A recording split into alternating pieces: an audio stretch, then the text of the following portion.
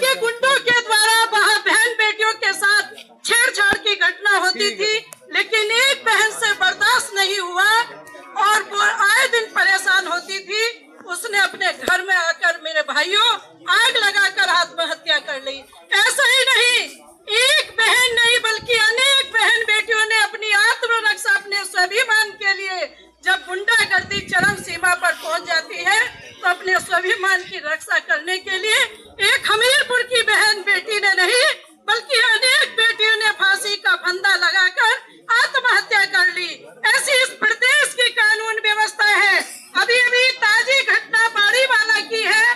बाड़ीवाला में एक भैंस को खोल लिया जाता है और उन्हीं की आंखों के सामने उस भैंस को काटने का काम करते हैं, जिसको हम गाय माता कहते हैं। जहाँ गाय को माँ कहते हैं, ऐसी हमारी माँ को, गाय को काट दिया जाता है और उनके खिलाफ कोई भी रिपोर्ट दर्ज नहीं होती।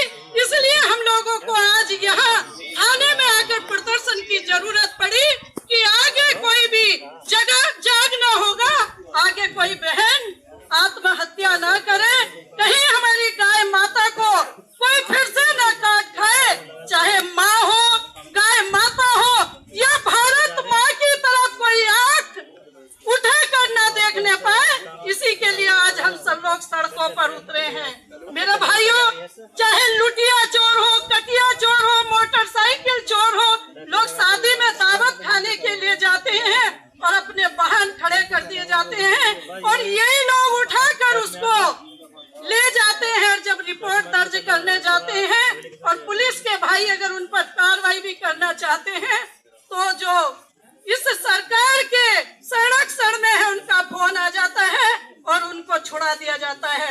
लेकिन मैं पुलिस के भाइयों को भी बता देना चाहती हूँ कि ज्यादा दिन नहीं, ये जनता समझ गई कि सपा बसपा, जब सपा की सरकार आती है तो वो कहते हैं कि हम बसपा के गुंडों को जेल में डालेंगे, और जब बसपा की सरकार आती है तो वो कहते हैं हम सपा के गुंडों को जेल में डालेंगे।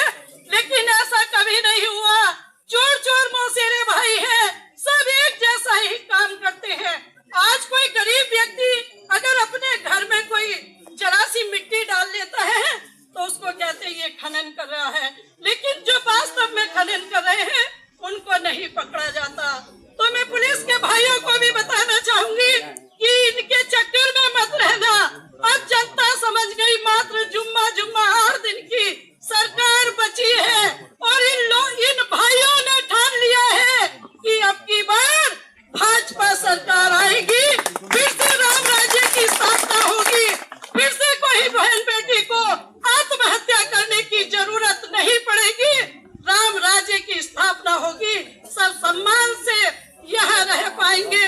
बस ज्यादा न कुछ कहकर अपनी वाणी को विराम दूंगी, क्योंकि आज जैसे बहन जी बता रही थी कि आज शादी भी बहुत है और मैं अपना सारा समय अपने भाई राजीव सिसोदिया जी को देना चाहूंगी।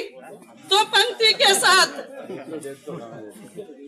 घायल प्रदेश चीख रहा, दुष्टकरण की राहों पर कौन लगाएगा मरहम, माँ भगवती के घावों पर लिखते महावीर दानव दल में माँ कालिका को राम मचा दो, और अब तो यूपी में भी बीजेपी का झंडा लहरा दो। इन्हीं शब्दों के साथ जय हिंद, जय भारत, जय श्री राम।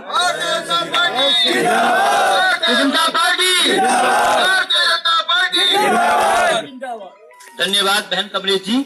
अब अंत में मैं अपने जिलाध्यक्ष